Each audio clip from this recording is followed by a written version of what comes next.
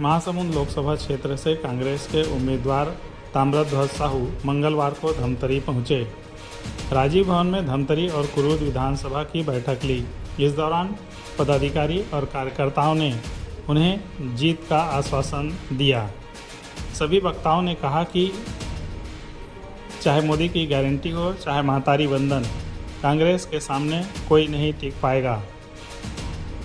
कांग्रेस के कार्यकर्ता ही सबसे बड़ी जीत के गारंटी हैं। इस दौरान ताम्रध्वज साहू ने कहा कि यहाँ कोई गुटबाजी नहीं रहेगा।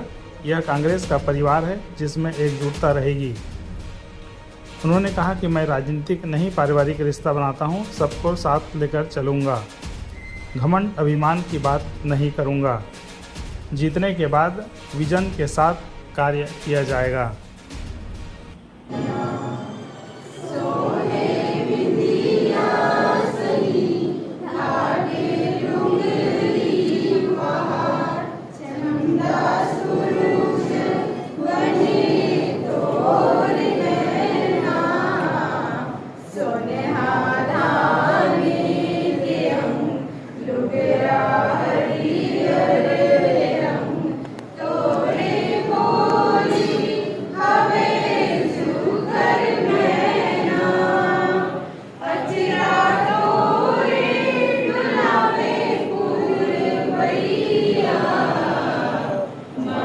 और भाजपा से जुड़े लोग भी बोल रहे हैं कि इतने अच्छे व्यक्ति को जो हमेशा सतत संपर्क में रहते हैं, हमेशा लोगों के दुख सुख में काम करते हैं, जिनका एक लंबा राजनीतिक इतिहास है। चाहे दुर्ग में जब हमारे एक विपरीत समय में पूरे प्रदेश में 11 में से एकमात्र सांसद हमारे ताम्रध्वज साहू जी थे, उनका जो लोकसभा में परफॉर्मेंस थी, उनके क्षेत्र में परफॉर्मेंस थी, उनका जो पूरे कार्य कहना चाहिए कि जो 8 विधानसभा जो उस समय दुर्ग उसमें आता था, और उसके बाद विधायक के रूप में जो उन्होंने 5 साल का जो एक भारी भरकम मंत्री के रूप में जो काम किया, उस सब चीजों को देखने के बाद न मतदाताओं को कन्विंस करने में हमको कोई दिक्कत आनी चाहिए, न कार्यकर्ताओं को कहीं ये संशय होना चाहिए कि कल हमारे मान सम्मान की क्या स्थिति रहेगी। तो इन सब बातों के चलते मुझे लगता है कि थोड़ी सी रणनीतिक चीजें हम सब अच्छे से बना लें, तो ये जो मोदी और शाह और जो उनके बने हुए मीडिया का जो परसेप्शन है, जो उनका जो कांग्रेस के वर्किंग कमेटी के घलो सदस्य बहुत कम जन भूल जाते काबर की मंत्री बदला याद रखे, सबो बदला याद रखे, लेकिन हमारे जो कांग्रेस के सर्वोच्च संस्था है, कांग्रेस वर्किंग कमेटी जो कार्यकारिणी के एक संस्था है, ओकर माननीय ताम्रध्वज साहू छत्तीसगढ़ से वो पद सुशोभित करे थे। तो हमारे पर बहुत गौरव के और सम्मान के बात है कि वैसा आदमी ला हमारे लोकसभा क्षेत्र के प्रत्याशी बना है।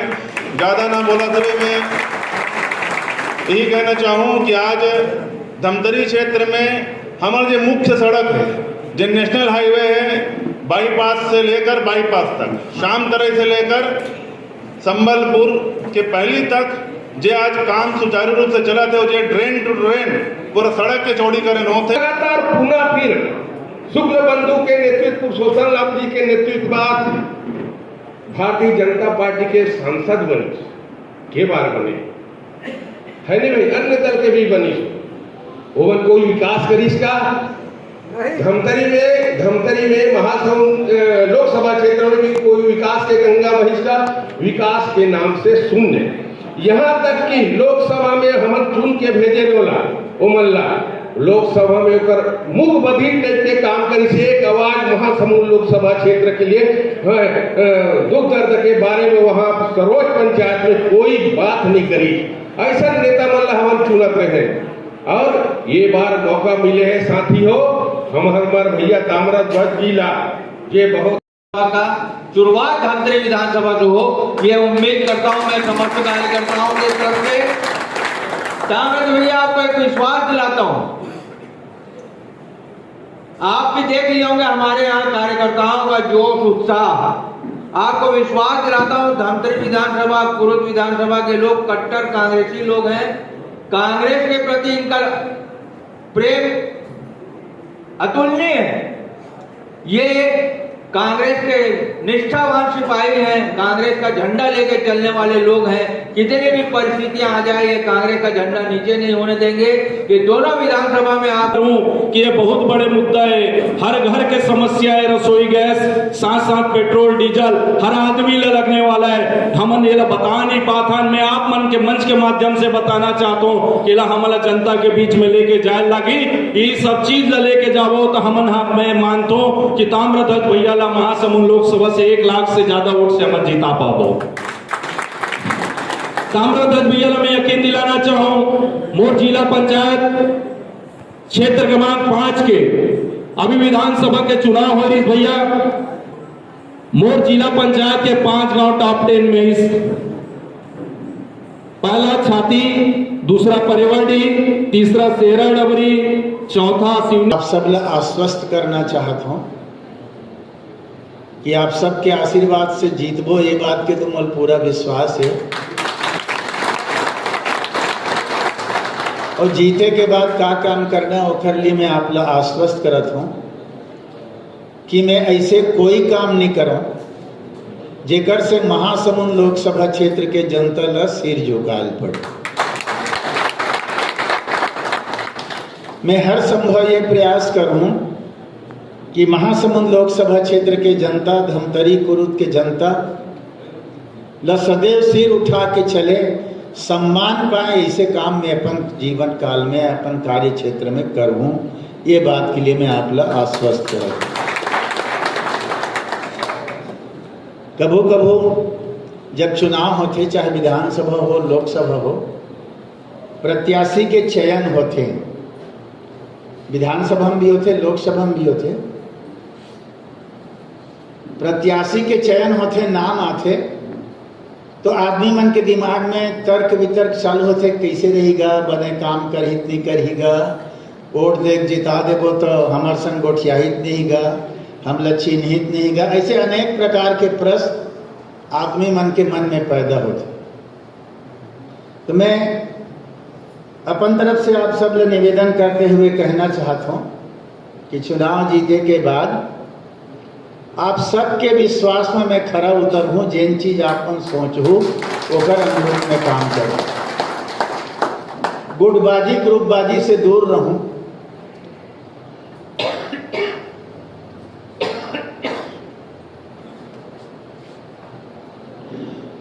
मन में अलग अलग प्रकार से काम होते थे, ये गुट और गुट के बात आते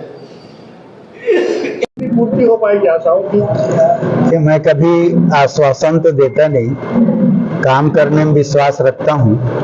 चुनाव जीतने के बाद जैसा कि मैंने अभी साथियों से कहा है कि दोनों स्तर पर होता है, केंद्र स्तर पर भी मेडिकल कॉलेज के स्वीकृति होता है और राज्य स्तर पर भी होता है। चुनाव जीतने के बाद आएंगे, लोगों से मिलेंगे, आम जनता से भेंट होगी, आप लोगों से भी भेंट होगी, क्योंकि आम जनता और कार्यकर्ताओं से ज्यादा तो इलेक्ट्रॉनिक मीडिया, प्रिंट मीडिया के साथियों के पास होती है जानकारियां, क्योंकि हर व्यक्ति आता है अपनी समस्या लेके और प्रेस में जाता है या कहीं, तो आप लोगों के माध्यम से भी जानकारी मिलेगी। और मेडिकल कॉलेज के लिए जितना जहां जहां जो संभव होगा मेहनत करने का राज्य सरकार के पास, केंद्र सरकार के पास, वो मैं पूरे तौर पर कोशिश करूंगा। वनों पक्ष के लिए बहुत सारी जमीनें पिछली सरकार ने दी है, लेकिन वही सरकार थी अभी माननीय भूपेश बघेल जी के नेतृत्व में, तो इंडस्ट्री के लिए बस्तर में आप सबको मालूम है काफी जगह दिया गया था। इंडस्ट्री खुला नहीं था तो सारी जमीन हम लोगों ने वापस लिया और जो जमीन के मालिक थे उन सबको वापस किया। इंडस्ट्री आवश्यक भी है बेरोजगारी दूर करने के लिए, रोजगार उपलब्ध कराने के लिए। जहां जिस चीज की जितनी आवश्यकता होगी उसके अनुरूप सबसे चर्चा करके हम लोग काम करेंगे। आप जब से लोकसभा के प्रत्याशी बने तब से शहरी जिले में ये चर्चा हो रही है कि शहरी और महासमुंद में कोई प्रत्याशी नहीं है क्या?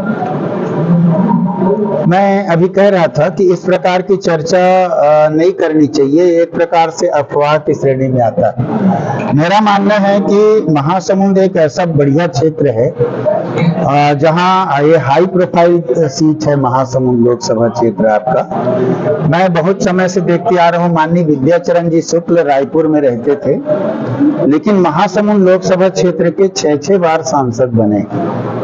पुरुषोत्तम कौशिक जी भी रायपुर में रहते थे और महासमुंद लोकसभा क्षेत्र के सांसद यहाँ की जनता ने निर्वाचित किया है। श्यामाचरण शुक्ल जी भी यहाँ से सांसद रह चुके हैं। आदरणीय अजीत जोगी जी भी रायपुर रहते थे, लेकिन यहाँ के सांसद निर्वाचित हुए हैं। तो यहाँ की जनता निर्वाचित करती है बड़े बड़े फिगर को।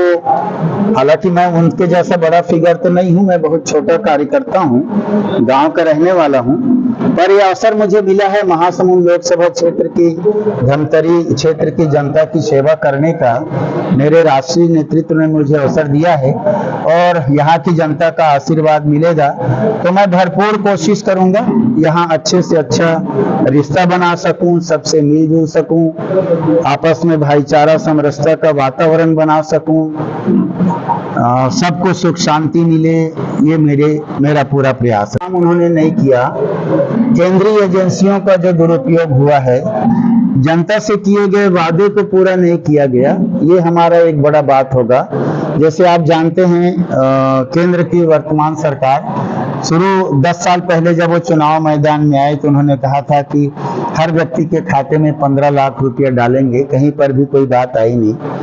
हर वर्ष 2 करोड़ युवाओं को रोजगार देंगे, कहीं पर कोई 10 साल में वो बात आई नहीं। इतने सारे वादे उन्होंने किए थे 10 साल के, उसका हमारा इशू होगा।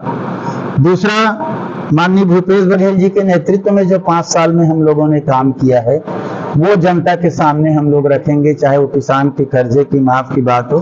हमारा इतना इशू हम लोगों ने किया है, काम किया है, अच्छे काम 40-50 अच्छे काम हम लोगों ने किया है, वो जनता के सामने रखेंगे। और डॉक्टर रमन सिंह के पिछले 15 साल की सरकार में जो वादे किए थे, आदिवासियों को जर्सी गाय देने का, कर्जा माफ करने का, बहुत सारे चीज हैं। दोनों पक्ष है, एक बीजेपी ने जो वादे किए केंद्र में राज्य में जिसको पूरा नहीं किया, उसको लेकर जनता के सामने जाएंगे। पिछले 5 साल में हमारी सरकार में हम लोगों ने जो अच्छे काम किए उसको लेकर के जनता के सामने हम जाएंगे। सरकारी बंधन योजना का तोड़ तो यही है कि ये झूठा वादा कर रहे हैं, सबसे बड़ा तोड़ तो ये है। आप याद करेंगे चुनाव के समय जब इन लोगों ने कहा सबसे बड़ी गलती तो ये थी फॉर्म भराना आचार संहिता का उल्लंघन है। घोषणा हम लोग भी करते हैं, जैसे 5 साल पहले हम लोगों ने कहा संकल्प पत्र में कि हमारी सरकार बनी तो किसान का कर्जा माफ करेंगे, हमने किया। उनको भी कहना था कि हमारी सरकार बनी तो हम 1000 रुपया महीना देंगे, सरकार बनी दें, ये सिस्टम है। लेकिन उन्होंने फॉर्म कराया, मतलब वोट खरीदने की कोशिश की। आचार संहिता में शुद्ध रूप से अगर सोचे तो बहुत गलत है ये, आचार संहिता के खिलाफ इस पर होना चाहिए, पर नहीं हुआ, अलग बात है। और उस समय उन्होंने कहा था कि हम हर महिला को 1000 रुपया महीना देंगे, हर महिला शब्द है, उसमें शादीशुदा या 18 साल 21, आप कह रहे हैं 21 साल, तो हमारे सरकार का वैधानिक रूप से कोर्ट का नियम है 18 साल की लड़की की शादी वैधानिक है, 21 साल का लड़का। तो 18 साल की उम्र में जिस महिला की शादी हो गई तो विवाहित महिला हो गई, तो आप 21 साल क्यों कह रहे हो उसको? मतलब आप पैसे पूरा देना मत पड़े इसलिए कट ऑफ कर रहे हैं। संविदा में है नहीं देंगे, पेंशनर है नहीं देंगे, नौकरी पेशा है नहीं देंगे। तो इस प्रकार से बात है।